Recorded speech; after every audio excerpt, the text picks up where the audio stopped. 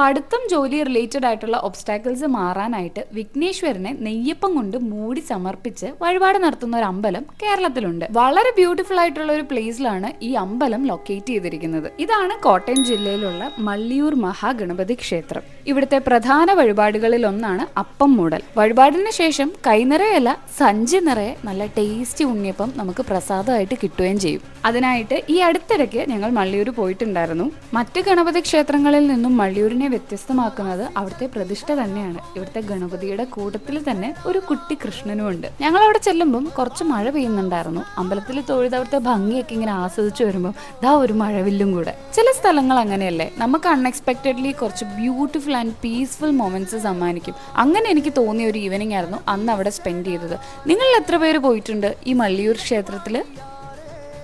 പഠിത്തം ജോലി റിലേറ്റഡ് ആയിട്ടുള്ള ഒബ്സ്റ്റാക്കിൾസ് മാറാനായിട്ട് വിഘ്നേശ്വരനെ നെയ്യപ്പം കൊണ്ട്